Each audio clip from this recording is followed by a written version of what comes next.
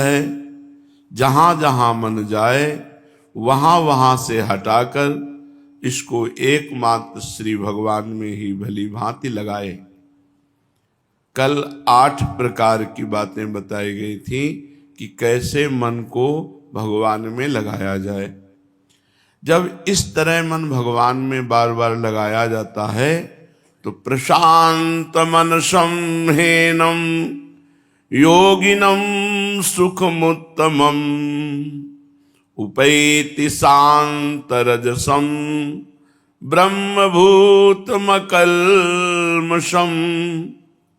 प्रशांत मनसम, धीरे धीरे उसका मन शांत होने लगता है, एकदम शांत।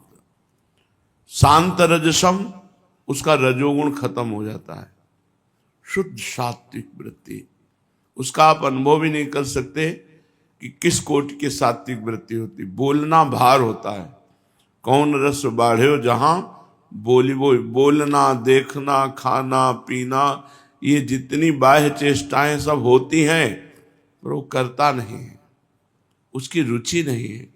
उसकी रुचि तो परमात्मा में लग गई, भगवान में लग गई।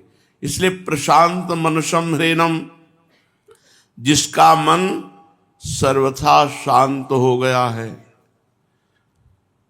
उपैति, वो उस महान सात्विक सुख को प्राप्त हो रहा है। सुखमुत्तमम, उत्तम महान सुख को प्राप्त हो रहा है। प्रशांत मनसं ह्येनं योगिनम सुखमुत्तमम, जिसका मन शांत हो गया है। बार बार जहां जा रहा था, अभ्यास के द्वारा जब प्रभु में लगाया तो प्रभु में लग करके वो शांत हो गया, रजोगुण का नाश हो गया।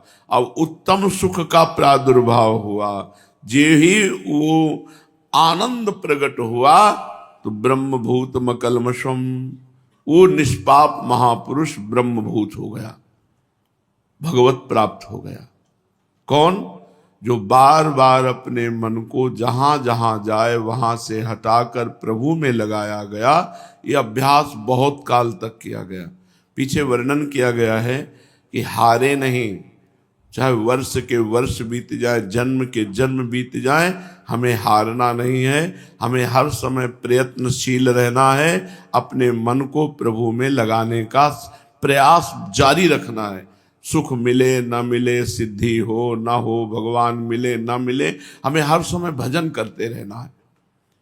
जो उपासक ऐसे जिद्दी स्वभाव का, ऐसी लगन वाला, ऐसी पवित्र भावना रखने वाला, जिसका लक्ष्य भगवत प्राप्ति है, तो अब वो प्रशांत मनसम हो गया, उसका मन शांत हो गया। रजोगुण का नाश होते ही मन पूर्ण रूप से संकल्प विकल्प रहित हो जाता है। जो ही मन शांत हुआ ते ही आत्यंतिक सुख प्रकट हुआ। जो ही परमानंद की बाढ़ आई, उसी में उसको स्वरूप अनुभव हो जाता है। उसी आनंद में उसे स्वरूप अनुभव, जो ही स्वरूप अनुभव हुआ, ब्रह्मभूत हो गया। वो ब्रह्म प्राप्त महापुरुष हो गया, भगवत प्राप्त महापुरुष हो गया।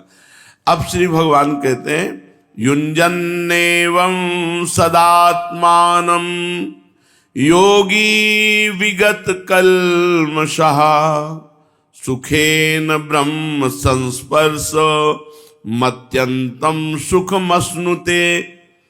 इस प्रकार अपने आप को सदा परमात्मा में लगाता हुआ पाप रहित योगी सुख पूर्वक ब्रह्म प्राप्ति रूप अत्यंत महासुख का अनुभव कर लेता है। निरंतर भजन करने वाला निष्पाप योगी, साधक, उपासक बिना प्रयास के भगवत प्राप्ति कर लेता है। युञ्जन एवं सदात्मानम योगी विगत कल्मषः। तब तक भगवत अनुभव नहीं होगा जब तक हृदय में कल्मष है। कल्मष माने पाप। जब तक पाप की पहचान कामना, भोगों की कामना हो रही, इसका मतलब मन मलिन है। निष्पाप प्रशांत मनसा तो अकल्मषम, कोई कामना नहीं। सोचो कैसा सुख होगा जिसके मन में कोई भी सद असद वासना नहीं, कोई कामना नहीं, कैसा आप सोच भी नहीं सकते कि वो कैसा वो सुख ब्रह्म पद में भी नहीं है। तभी जिन महापुरुषों को ये सुख मिला तो बोले न पारमेष्ठम न महेंद्र धिष्णम न सार्वभौमम न रसाधिपत्यम न योग सिद्धि अपुनर्भवम वा, ये सब मुझे नहीं चाहिए। ब्रह्मा का पद, सम्राट पद, देवराज इंद्र पद, योग की सिद्धियां, ये सब मुझे नहीं चाहिए। इतना अद्भुत आनंद आया कि वो ब्रह्म संस्पर्शम अत्यंतम, वो ब्रह्म प्राप्ति रूप अत्यंत सुख मश्नुते, महासुख का अनुभव कर लिया। अब उसका अनुभव किस रूप में हुआ? तो बोले सर्वभूत स्थमात्मानम, सर्वभूतस्थमात्मानम सर्वभूतानि चात्मनि ईक्षते योग युक्तात्मा सर्वत्र समदर्शन। वो उपासक जो सिद्ध हो चुका है, भगवत प्राप्त हो चुका है, उसकी तो स्थिति ऐसी है, पर साधक को ऐसा भाव रखना है। वो ईक्षते योग युक्तात्मा सर्वत्र समदर्शना। ईक्षते माने देखना, वो सर्वत्र देखता है। क्या देखता है? एक सच्चिदानंद भगवान ही परिपूर्ण है। जैसे चीनी से बने हुए दीपावली में खिलौने आते हैं, तो एक घोड़ा भी चीनी का होता है, उसके ऊपर सवार भी होता है, वो भी चीनी का होता है। तो उसके नाम रूप आकृति अलग अलग होती है, लेकिन उनमें सब में चीनी ही भरी होती है। सवार भी चीनी का, घोड़ा भी चीनी का, जितने भी खिलौने होते हैं सब चीनी के ही होते हैं। लोहे के बने हुए अनेक तरह के अस्त्र शस्त्र, सब में नाम रूप अलग होगा, चाकू तलवार ये वो, लेकिन सब लोहा ही है। मिट्टी से बने हुए अनेक तरह के बर्तन, सकोरा, घड़ा, कटोरी, सब, लेकिन वो सब कुल्हड़, ये सब मिट्टी ही है, नाम रूप उसके अलग अलग है। सोने से बने हुए आभूषण, सब सोना ही है। ऐसे ही भगवान से बना हुआ ये जगत है, सब भगवान बने हुए हैं, सब कुछ भगवान बने हुए हैं। योग युक्त आत्मा अभ्यास करते करते जब भगवत प्राप्त हुआ तो उसकी तल्लीनता में वो देखता है कि संपूर्ण संसार मेरी आत्मा में है।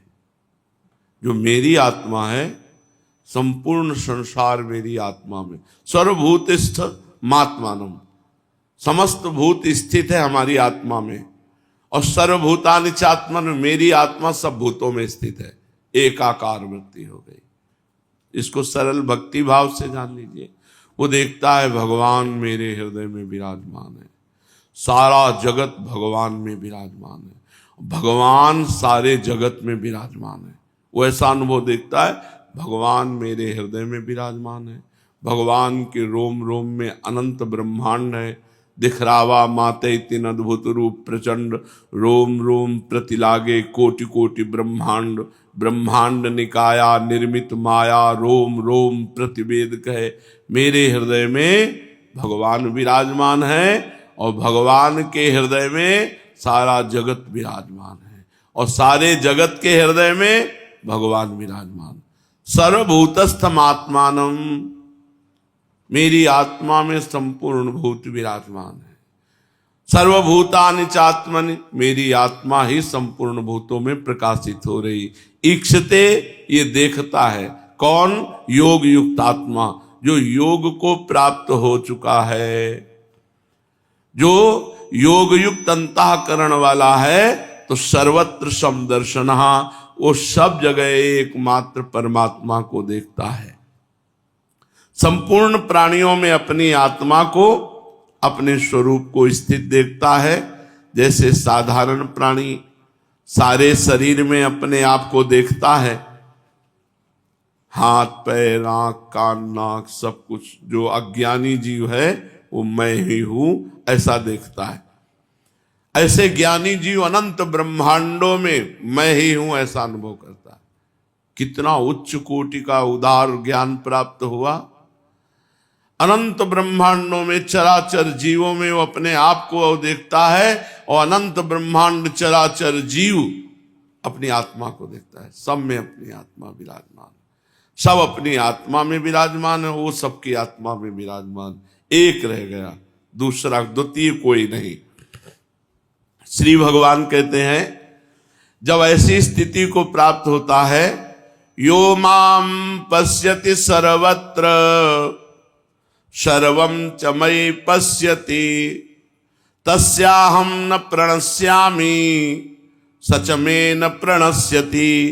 जो भक्त सर्वत्र भगवान को देखता है, ये साधक को अकल लड़ानी पड़ती है कि सब में भगवान है, लेकिन जो भजन करते हुए निष्पाप हो गया है, भगवत प्राप्त हो गया है, उसको सब देखो। गोस्वामी तुलसीदास जी कह रहे हैं, जड़ चेतन जग जीव जत सकल राम मैं जानी बंदों सबके पद कमल सदा जोरी जुग पानी। सिय राम मैं सब जग जानी करऊं प्रणाम जोरी जुग पानी। सारा जगत भगवान का स्वरूप। यो माम पश्यति सर्वत्र। जो भक्त सब देश काल वस्तु व्यक्ति पशु पक्षी देवता यक्ष राक्षस पदार्थ परिस्थिति घटना सब में श्री भगवान को देखता है। यो माम पश्यति, माम माने भगवान अपने आप को कह रहे हैं, जो मेरे को सर्वत्र देखता है। जैसे ब्रह्मा जी जब बछड़ों और ग्वाल बालों को चुरा करके ले गए, दसम स्कंद भागवत में लीला आती है, तब भगवान श्री कृष्ण स्वयं बछड़े बने, ग्वाल बाल बने। बछड़े और ग्वाल बाल ही नहीं, प्रत्युत उनके बेत बने, सिंगी बने, बांसुरी बने, वस्त्र बने, आभूषण बने। स्वयं सच्चिदानंद भगवान। यावद वत्स काल्पक वपुर यावत करांघ्यादिकम यावत दृष्टि विषाण वेणुदल सिज्ञाद विभूषांबरम यावत शील गुणाभिधा कृतिवयो यावत विहारादिकम सर्वम विष्णुमयम गिरोंग वदजहा सर्वस्वरूपो बभू। वे बालक बछड़े संख्या में जितने थे, जितने छोटे बड़े शरीर थे, जिसके जैसे रूप रंग सांवला गोरा हाव भाव, जिनके पास जितनी छड़ी सींग बांसुरी पत्ते छीके वस्त्राभूषण शील स्वभाव गुण नाम रूप अवस्था सब कुछ श्री कृष्ण बन गए। वो जैसे खाते थे पीते थे बोलते थे चलते थे हाव भाव करते, सब श्री कृष्ण, सर्वस्व भगवान श्री कृष्ण प्रकट हो गए। जब 1 वर्ष व्यतीत हो गया, वही भगवान बछड़े बने, वही लाठी बने, वही बंसी बने, वही सब कुछ भगवान बने। एक दिन बलराम जी ने देखा इतना प्यार ब्रजवासियों का इन गोपों पर, जिनके नए बछड़े हो गए वो अपने नए बछड़ों से उतना प्यार नहीं करती, गौएं इतने पुराने बछड़ों से प्यार कर रही। ये क्या रहस्य है? तो भगवान बलराम जी ने अपनी दिव्य दृष्टि से देखा, अरे तो सब श्री कृष्ण बने, स्वयं श्री कृष्ण बने हुए हैं। यो माम पश्यति सर्वत्र। जैसे उस समय बने हुए थे ऐसे अब भी भगवान बने हुए हैं। सब कुछ चराचर जड़ चैतन्य स्वयं भगवान बने हुए। सर्वम च मयि पश्यति, सब कुछ भगवान बने हुए हैं, और सर्वम च मयि पश्यति, सब में भगवान हैं। ये दो दृष्टि, सब भगवान में है और सब में भगवान है।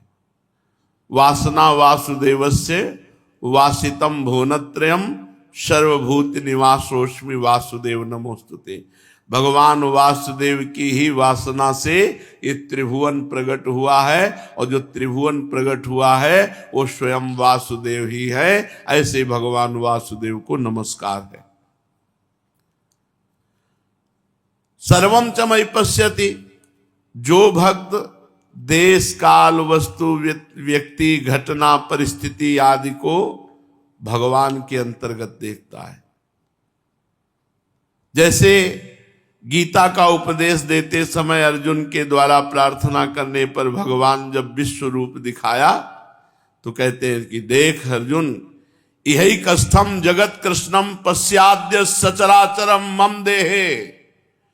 देखो मेरी देह के एक अंश में पूरा चराचर विश्व विराजमान है।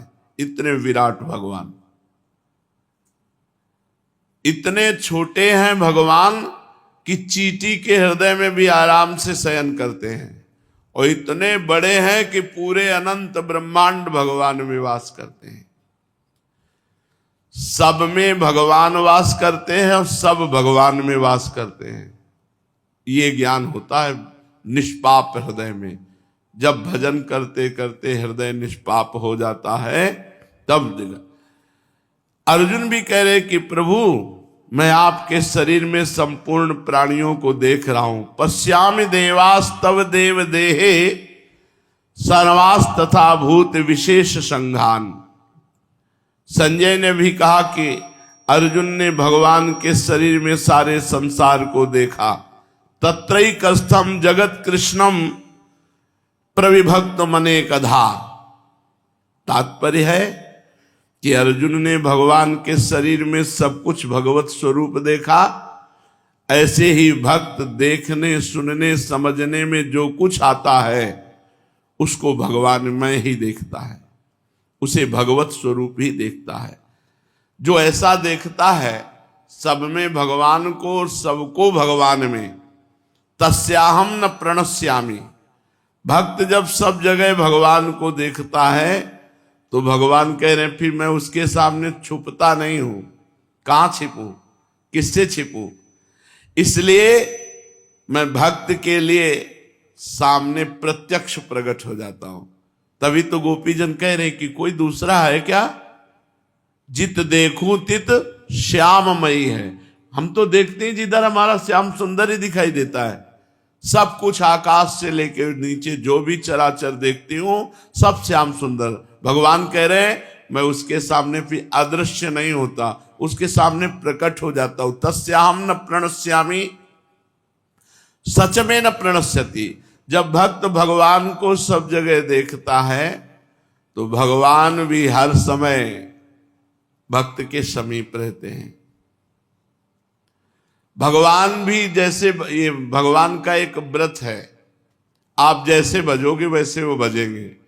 जब वो सर्वत्र भगवान को देखता है तो भगवान सर्वत्र उसके साथ रहते हैं।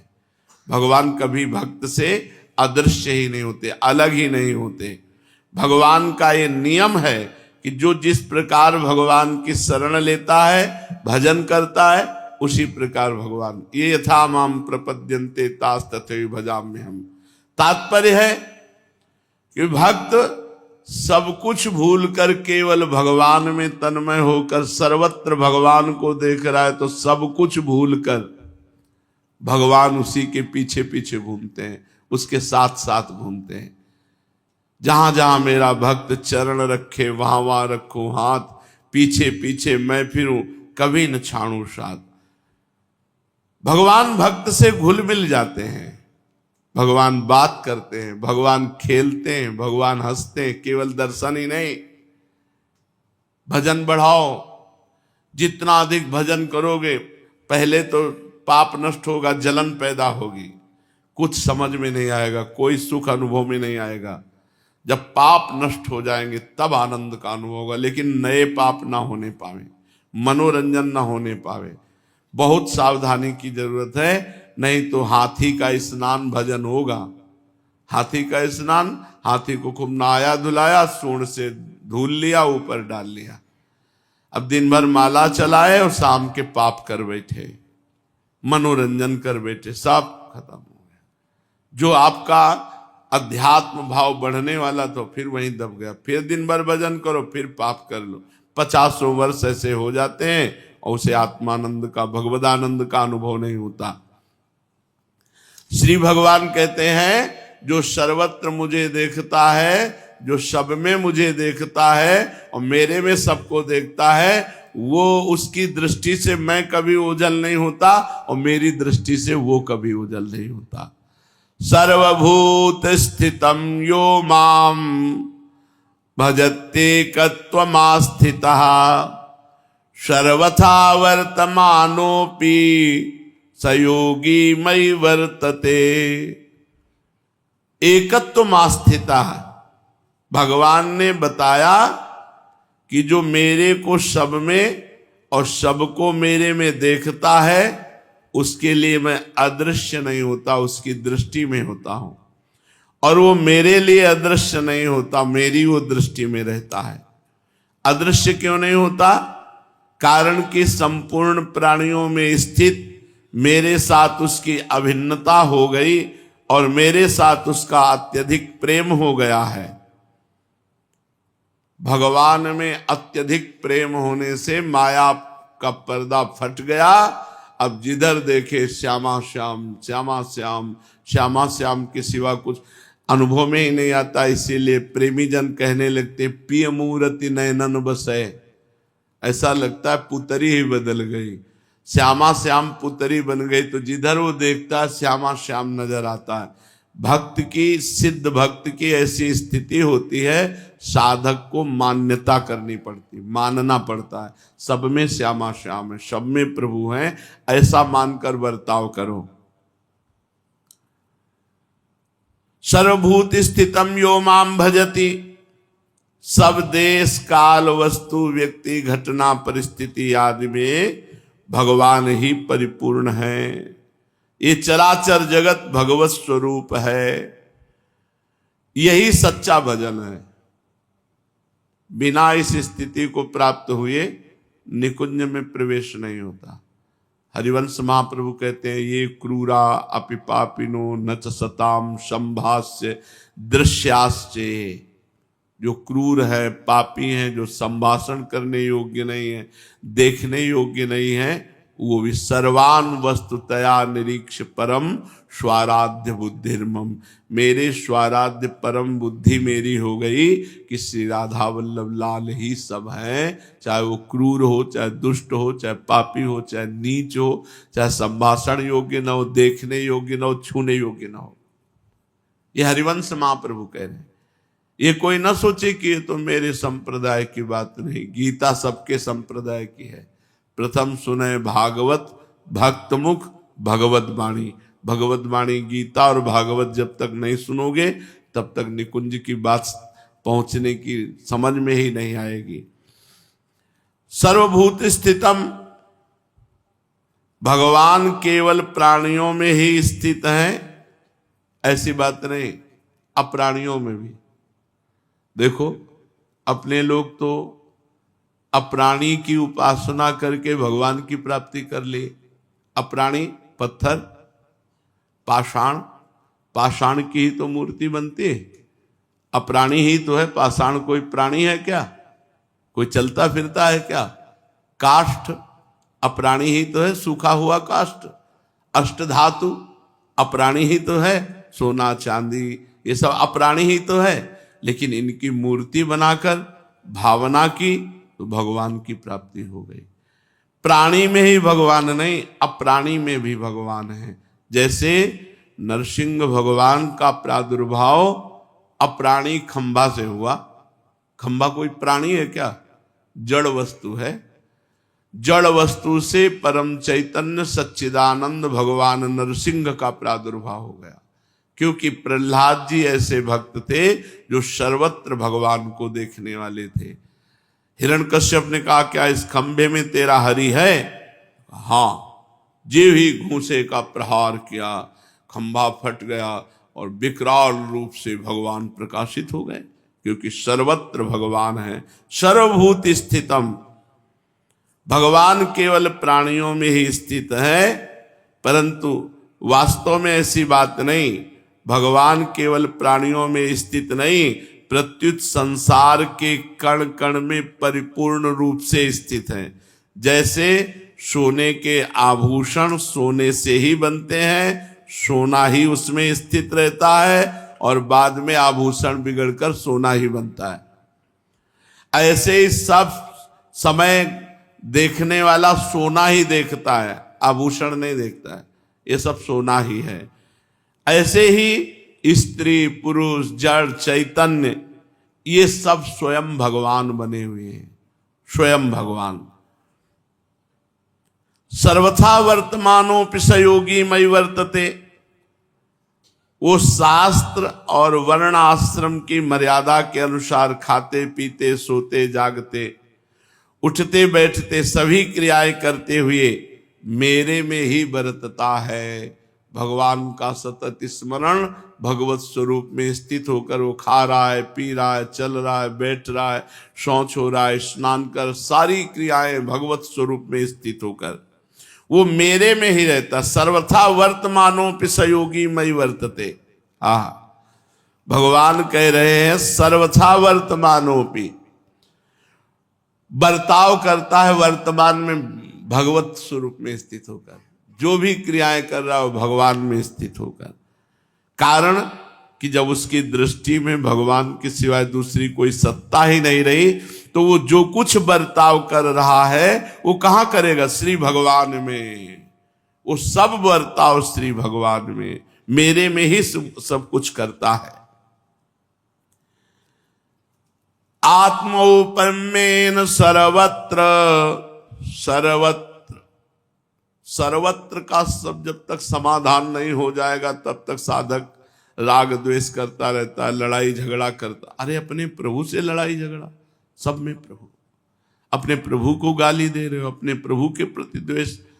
जब शास्त्र कह रहा है और स्वयं भगवान कह रहे हैं, ये भगवान की वाणी है। ऋषि मुनि जो कहते हैं वो भगवान जो अनुभव कराते हैं, यहां तो स्वयं भगवान कह रहे हैं सब में भगवान हो। आप भगवान की आराधना करते हो, लड़ाई झगड़ा करोगे, भगवान की प्राप्ति होगी। आत्मौपम्येन सर्वत्र समम पश्यति यो अर्जुन, सुखम वा यदि वा दुखम स योगी परमो मतः। आत्मौपम्येन सर्वत्र समम पश्यति यो अर्जुन। साधारण मनुष्य जैसे अपने शरीर में अपनी स्थिति देखता है, तो उसके शरीर के किसी अंग में किसी तरह की पीड़ा हो तो यही कहता है कि मुझे दर्द है, जबकि वो हाथ में दर्द है, पैर में दर्द है, लेकिन वो अनुभव करता है मुझे दर्द है, क्योंकि वो पूरे शरीर में मैं का संचार कर चुका है। मैं यद्यपि है नहीं।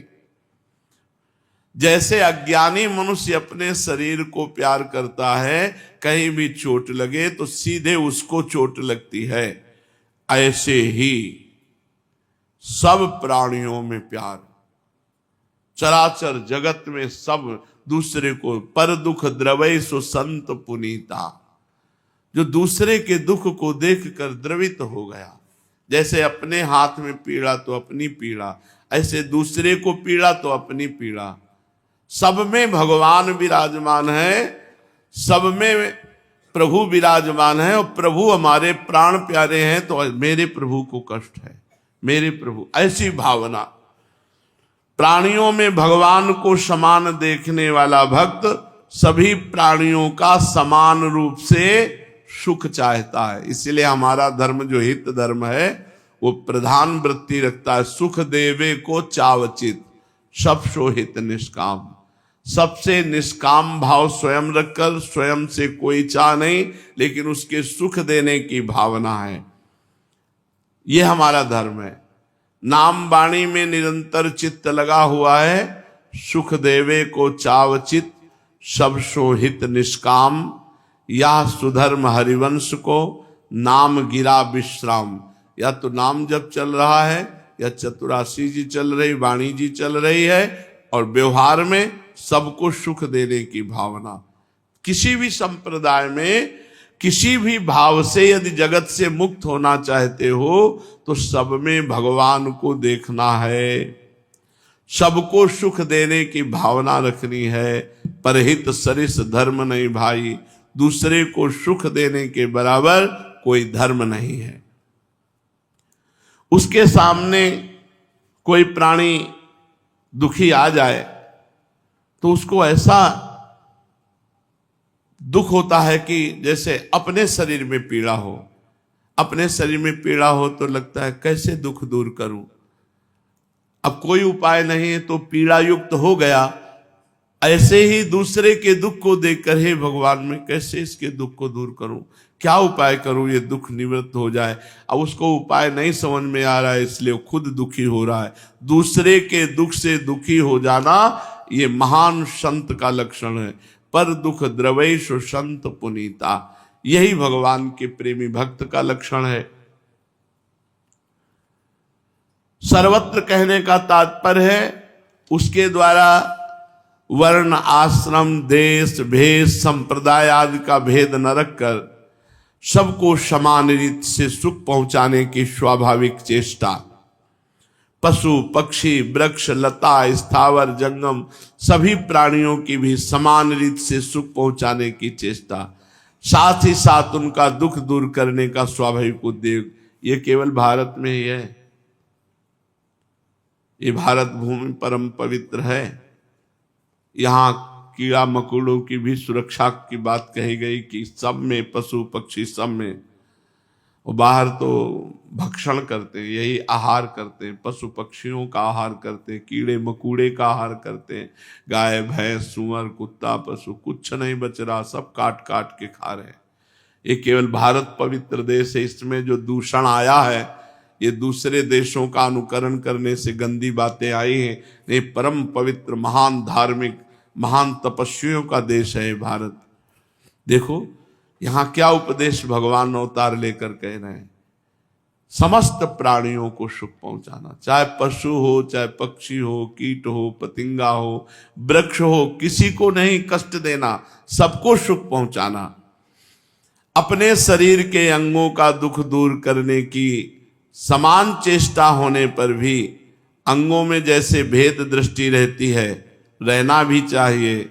जैसे हाथ का काम पैर से नहीं किया जा सकता, अगर हाथ को हाथ छू जाए तो हाथ धोने की जरूरत नहीं, लेकिन अगर मलमूत्र के अंगों को छू जाए तो फिर हाथ रज लगा के धोने की आवश्यकता होती है।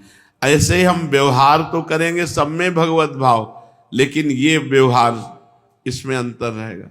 ऐसा नहीं सब में भगवत दर्शन करना है पर बर्ताव यथा योग्य करना है। जैसे अपने हाथ से ही अपना हाथ छू जाए तो धोने की जरूरत नहीं, लेकिन अपने ही हाथ से मलमूत्र के द्वार छू जाए तो धोने की आवश्यकता होती। ये परम पवित्र बुद्धि होती है। उसमें ये नहीं देखा जा सकता कि यार ये तो समदर्शी नहीं है क्योंकि ये तो ऐसा बर्ताव करता है। शास्त्र आदेश करता है, तस्मात् शास्त्रम प्रमाणम ते कार्याकार्यो व्यवस्थितो, कार्य और अकार्य की व्यवस्था शास्त्र के अनुसार हो। बिल्कुल पक्का समझ लो, जब तक शास्त्र के अनुसार नहीं चलोगे सिद्ध नहीं हो सकते, भगवत प्राप्त नहीं हो सकते, पक्का। यह हमारा अनुभव है। एक शब्द भी शास्त्र के विरुद्ध अगर जीवन में है तो लड़खड़ा के तुम्हें मुंह भरा गिराएगा, और जब वो छोड़ोगे तब ऊपर चढ़ोगे। स्थिति बाई स्थिति अगर बढ़ना है तो शास्त्र की एक भी आज्ञा का उल्लंघन न हो,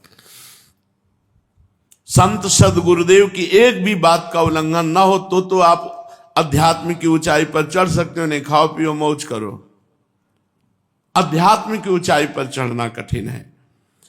ऐसे ही शास्त्र और वर्ण आश्रम की मर्यादा के अनुसार सबके दुख में समान भाव रखते हुए भी स्पर्श अस्पर्श का ख्याल रखकर व्यवहार होना चाहिए। किसी के प्रति किंचन मात्र भी घृणा की संभावना ही नहीं होनी चाहिए। सब में भगवान है। जैसे अपने शरीर के पवित्र पवित्र अंगों की रक्षा करने में, उनको सुख पहुंचाने में कोई कमी नहीं रखते, फिर भी पवित्र और अपवित्र की दृष्टि से जब अपवित्र स्थानों को अपने शरीर के छूते हैं तो पवित्र करते हैं। ऐसे हम व्यवहार में रहें। सुखम वा यदि वा दुखम, अपने शरीर की उपमा से दूसरों के सुख दुख में समान रहने का तात्पर्य ये नहीं कि दूसरों के शरीर के किसी अंग में पीड़ा हो जाए तो वह पीड़ा अपने शरीर में भी आ जाए, ऐसा नहीं है। अपने को उसकी पीड़ा का अनुभव होने लगा, कैसे इसका दुख दूर करूं, हे भगवान क्या करूं, ये दुखी है, इसका दुख कैसे निवृत्त करूं। अगर ऐसी क्षमता आ जाए भगवान की प्राप्ति, और भगवान की प्राप्ति होने पर ऐसी क्षमता आ जाती है। जैसे शरीर में आसक्त अज्ञानी पुरुष शरीर में पीड़ा होने पर उस पीड़ा को दूर करने में और सुख पहुंचाने में उसकी जैसी चेष्टा होती है, ऐसी ही तत्परता भक्त को होती है। जब किसी को दुखी देखा तो प्रयासरत हो गया, क्या करूं, इसका दुख कैसे दूर करूं। श्री भगवान कहते हैं निरंतर भगवान का सुमिरन करते हुए सब में भगवान को देखो, सबको भगवान में देखो, और सबसे व्यवहार ऐसा करो कि हमारे द्वारा सुख पहुंचे, किसी को दुख ना पहुंचे। अब अर्जुन जी आगे प्रश्न करते हैं, सोकल अब श्री चैतन्य चरितावली का प्रसंग चल रहा था। महाप्रभु चैतन्य देव भगवत भाव में है। सब भक्तों ने अपने अपने आराध्य देव की भावना से देखा तो चैतन्य महाप्रभु में किसी को श्री कृष्ण दिखाई दिए, किसी को राम रूप, किसी को शिव रूप। जिसने जैसे प्रभु को भगवत भाव में पूरे 7 प्रहर बीत गए, दिन गया, रात्रि का भी अंत होने को आया, किंतु चैतन्य महाप्रभु के तेज अथवा ऐश्वर्य में किसी प्रकार का परिवर्तन नहीं दिखाई दिया। भक्त ज्यों के त्यों बैठे थे, ना तो कोई कहीं अन्यत्र भोजन करने गया और ना कोई सोया, सब जागते 7 प्रहर। चारों ओर से चैतन्य महाप्रभु को घेरे हुए सब बैठे। रात्रि के अंत होने पर प्रभात का समय हुआ। अद्वैताचार्य जी ने देखा सभी भक्त घबराए हुए हैं, अब अधिक देर तक प्रभु के अलौकिक तेज को सहन नहीं कर सकते। अतः उन्होंने श्रीवास पंडित के कान में कहा कि हम साधारण संसारी लोग प्रभु के इस असह्य तेज को और अधिक देर तक सहन करने में असमर्थ हैं। कोई ऐसा उपाय करना चाहिए जिससे प्रभु के इस भाव का समन हो जाए। श्रीवास पंडित को अद्वैताचार्य जी की सम्मति बहुत अधिक युक्ति युक्त प्रतीत हुई। उनकी बात का समर्थन करते हुए बोले, हाँ आप ठीक कहते हैं, इस ऐश्वर्यमय रूप की अपेक्षा तो हमें गौर रूप ही प्रिय है।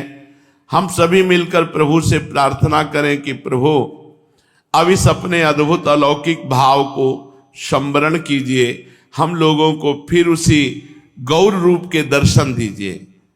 श्रीवास जी की ये बात सभी को पसंद आई और सभी हाथ जोड़कर स्तुति करने लगे, प्रभु अब अपने इस ऐश्वर्य को अप्रकट कर लीजिए, छुपा लीजिए। इस तेज से हम संसारी जीव जल जाएंगे, हम में इससे अधिक काल सहन करने की शक्ति नहीं है।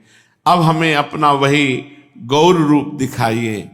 भक्तों की ऐसी प्रार्थना सुनकर प्रभु बड़े जोर के साथ एक हुंकार मारी। हुंकार मारते ही उन्हें एकदम मूर्छा गई। 7 प्रहर तक भगवत भाव में सिंहासन पर ज्यों के त्यों बैठे रहे। हुंकार मारी, मूर्छा आने पर गिर गए और फिर कहा, अच्छा तो लो अब हम जाते हैं, और अचेत होकर सिंहासन से भूमि पर गिर पड़े। भक्तों ने जल्दी जल्दी से प्रभु को उठाकर एक सुंदर आसन पर लिटाया। प्रभु मूर्छित दशा में बहुत देर तक ज्यों के त्यों पड़े रहे, तनिक भी इधर उधर नहीं हिले डुले। प्रभु को मूर्छित देखकर सभी भक्त विविध भांति के उपचार करने लगे। कोई पंखा लेकर प्रभु को वायु करने लगा, कोई सुगंधित तेल शीतल लेप प्रभु के मस्तक पर लेप करने लगे, किंतु प्रभु की मूर्छा भंग नहीं हुई। प्रभु की परीक्षा के निमित्त अद्वैत और श्रीवाद आदि प्रमुख भक्तों ने प्रभु के संपूर्ण शरीर की परीक्षा की। उनकी नासिका के सामने बहुत देर तक हाथ रखे रहे, किंतु सांस बिल्कुल चलता हुआ मालूम नहीं पड़ता था। हाथ पैर तथा शरीर सभी अंग प्रत्यंग संज्ञा शून्य बने हुए थे। जिस अंग को जैसे भी डाल देते वैसे ही पड़ा रहता। किसी प्रकार की चैतन्यपने की चेष्टा किसी भी अंग से प्रतीत नहीं होती थी। प्रभु की ऐसी दशा देखकर सभी भक्तों को बड़ा भारी भय प्रतीत होने लगा कि ये क्या हो गया। वे बार बार प्रभु के इस वाक्य को स्मरण करने लगे कि अच्छा तो लो अब हम जाते हैं। बहुत से तो इससे अनुमान लगाने लगे कि प्रभु सचमुच हमें छोड़कर चले गए। बहुत से कहने लगे ये बात नहीं, वो तो प्रभु के ऐश्वर्य और तेज के संबंध का भाव था। हमारे गौर हरि तो थोड़ी देर में ही चैतन्य लाभ कर लेंगे। किंतु उनका यह अनुमान ठीक होता दिखाई नहीं देता था। प्रातः काल से प्रतीक्षा करते करते दोपहर हो गया, किंतु महाप्रभु की दशा में कोई परिवर्तन नहीं हुआ। उसी भांति वो मूर्छित पड़े रहे।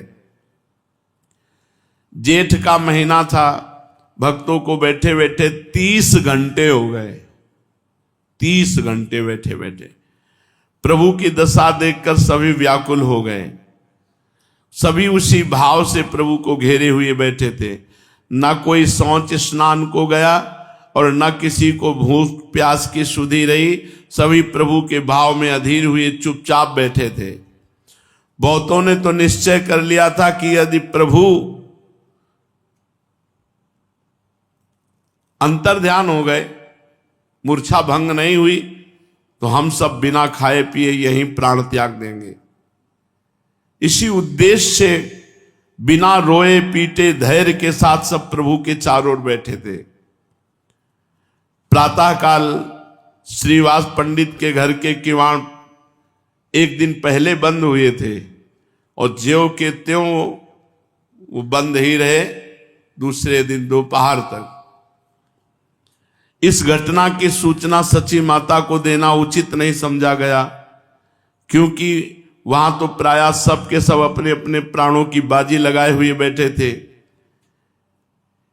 इसी बीच एक भक्त ने कहा, अनेकों बार जब चैतन्य महाप्रभु को मूर्छा आई तो संकीर्तन की सुमधुर ध्वनि सुनकर उस चेतना को प्राप्त हुए। क्यों नहीं प्रभु को चैतन्यता लाभ कराने के निमित्त कीर्तन किया जाए।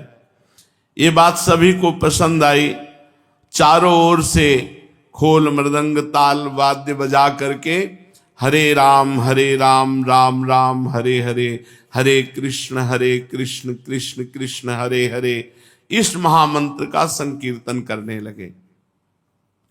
संकीर्तन की नवजीवन संचारी प्राणों से भी प्यारी ध्वनि सुनकर प्रभु के शरीर में रोमांच पहले हुआ। सभी को प्रभु का शरीर पुलकित प्रतीत होने लगा। अब तो भक्तों के आनंद की सीमा न रही। वे नाम संकीर्तन छोड़कर प्रेम में विह्वल हुए। कीर्तन कुछ लोग कर रहे, कुछ लोग महाप्रभु के समीप। प्रभु के शरीर की पुनः परीक्षा करने के लिए अद्वैताचार्य जी ने नासिका पर अपना हाथ रखा। उन्हें श्वासों का गमनागमन चलता दिखाई देने लगा। इतने में ही प्रभु ने एक जोर की हुंकार मारी। हुंकार को सुनते ही भक्तों की विषाद मंडली में आनंद की बाढ़ आ गई। वे उन्मत्त भाव से जोरों से जय हो जय हो जय हो की ध्वनि कहने लगे। भक्तों के जय ध्वनि और नृत्य करने से आनंद छा गया, क्योंकि महाप्रभु को होश आ गया। चारों ओर प्रसन्नता ही प्रसन्नता छा गई। प्रेम में उन्मत्त होकर कोई नृत्य करने लगा, कोई आनंद के वेग को न सह सकने के कारण गिर पड़ा, कोई शंख बजा रहा है, कोई शीतल जल लेकर प्रभु के श्रीमुख में धीरे धीरे डाल रहा है।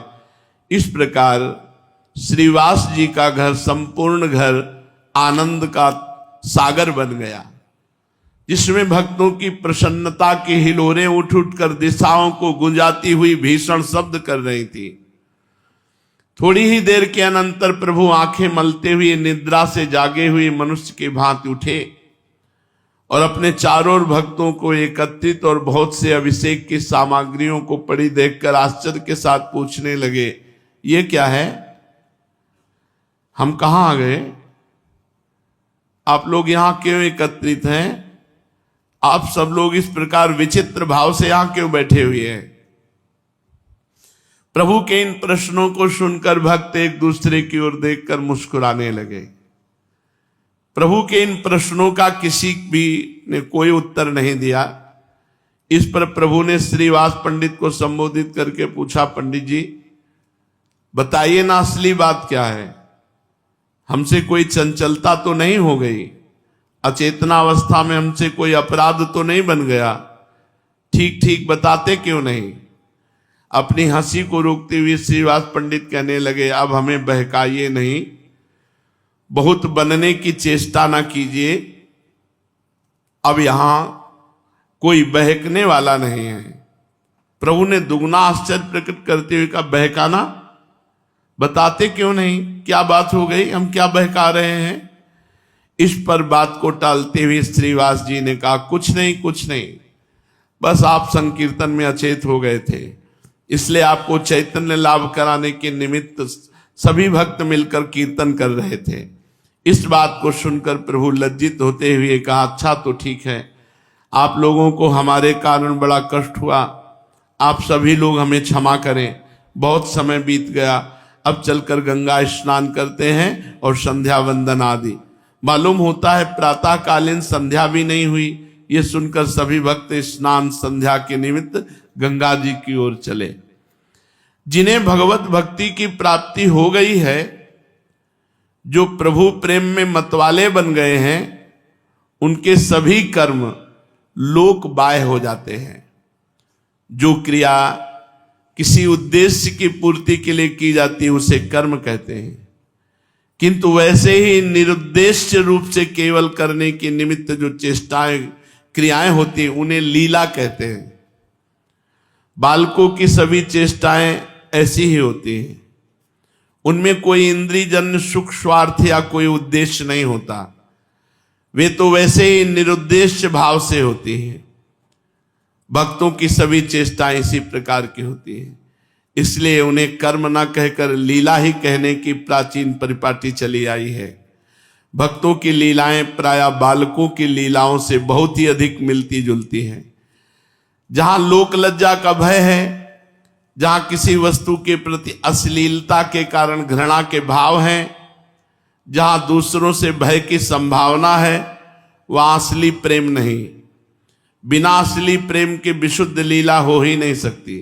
अतः लज्जा, घृणा और भय ये स्वार्थजन्य मोह के द्योतक भाव है।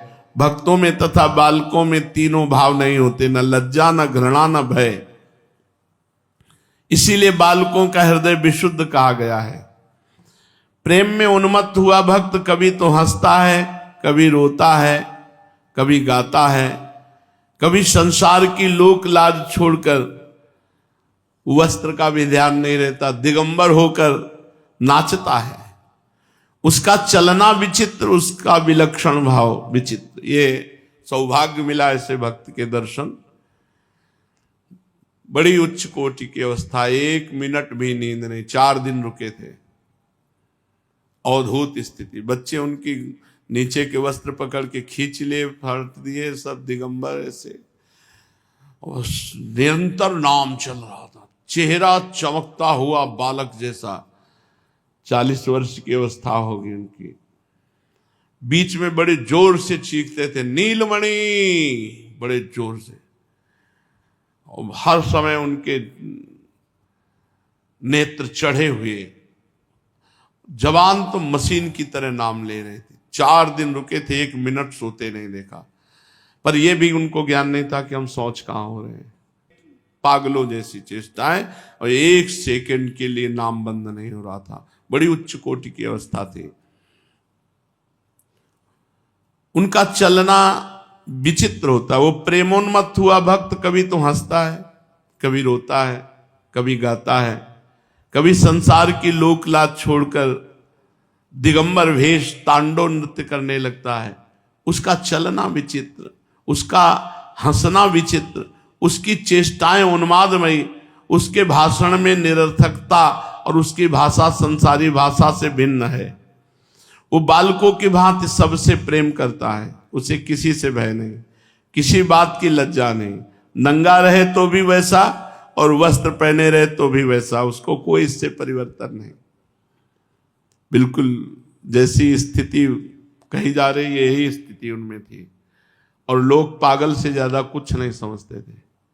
जब शोभन सरकार के पास वो ऐसे भ्रमण करते हुए कोई ले गया उनको, तो कई दिन अपने पास रखे थे। उनके लिए छूट थी, सरकार के आसन में बैठ जाए तो भी छूट थी। कह रहे थे ऐसे उच्च कोटि की स्थिति, तो स्थिति प्रज्ञ संत ही स्थिति प्रज्ञ को जान सकता है। संसारी आदमी तो प्योर पागल समझते हैं, उनको पागल ही समझते थे।